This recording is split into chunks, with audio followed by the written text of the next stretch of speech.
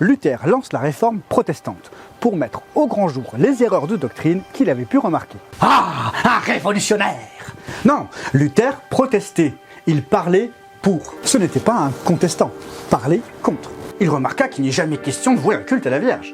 Et il y a encore moins question de prier les saints, des gens certainement très bien dans leur vie mais qui sont morts, ou même de demander quoi que ce soit aux anges, car encore une fois, 1 Timothée 2,5. En effet, il y a un seul Dieu, et il y a aussi un seul médiateur entre Dieu et les hommes, un homme, Jésus-Christ. Il n'y est pas vraiment question non plus de purgatoire. Cela a mis en défaut le clergé de l'époque, tant catholique romain qu'orthodoxe, qui décidèrent en 1546, soit 100 ans après l'impression de la première Bible, d'y ajouter des livres pour mieux correspondre à leur doctrine. Des livres qui n'avaient pas été reconnus comme étant inspirés de Dieu lors du concile de Nicée, 1000 ans auparavant. Ainsi naquit la branche protestante qui a conservé la compilation d'origine des 66 livres. Pas de spin-off ni d'histoire bonus! Chez les protestants, le chef c'est Christ, et chaque croyant a la mission de représenter Dieu sur terre. Vu qu'ils ont fait le choix volontaire et sincère de recevoir l'Esprit de Dieu dans leur vie et de se faire baptiser, ils ont reçu l'appel général que Jésus dit aux apôtres, Matthieu 28,19, « Allez, faites de toutes les nations des disciples, baptisez-les au nom du Père, du Fils et du Saint-Esprit. » Chez les protestants, pas de pape. Voilà donc les trois principales branches du christianisme. Avec le temps, l'interprétation et les sensibilités de chacun naquirent différentes ramifications de chacune d'elles. Différentes congrégations chez les catholiques. Les cisterciens, les bénédictins, les moines, les carmélites. La carmélite, c'est une bonne bière. Attention, avec modération. Dans la branche protestante, il y a eu des évolutions aussi. Les évangéliques, par exemple, apparus au XVIe siècle en Europe, issus du courant évangélique des premiers temps de l'Église, à l'époque de Jésus-Christ de Nazareth. Mais nous avons aussi les baptistes. Waouh, t'as une église à ton nom! Rien à voir avec moi, c'est lié au baptême. L'église baptiste a été fondée par John Smith à Amsterdam, pour qui la Bible doit être le seul guide et le baptême est ce qu'elle demande.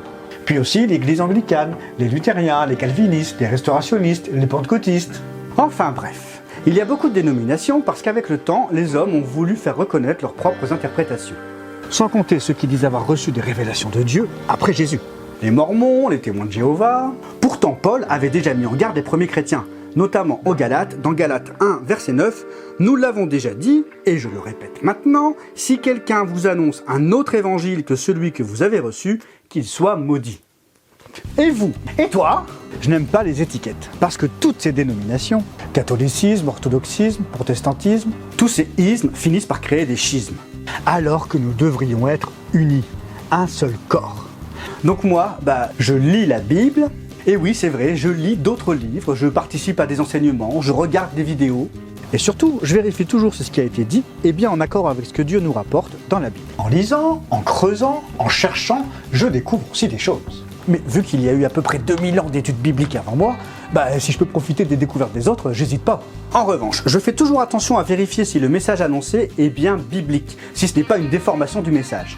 Ce que faisaient les chrétiens de Bérée après avoir entendu les prédications de l'apôtre Paul. C'est dans Actes 17, verset 11. Ils accueillirent la parole avec beaucoup d'empressement, et ils examinaient chaque jour les Écritures pour voir si ce qu'on leur disait était exact. Je vous proposerai dans une prochaine vidéo quelques trames pour justement éviter de tomber dans ce qu'on appelle les fausses doctrines. En attendant, je vous propose d'aller jeter un œil dans la lettre que Paul a écrite aux Galates, où il parle des divisions qui existaient déjà chez les chrétiens au 1er siècle. Bonne lecture!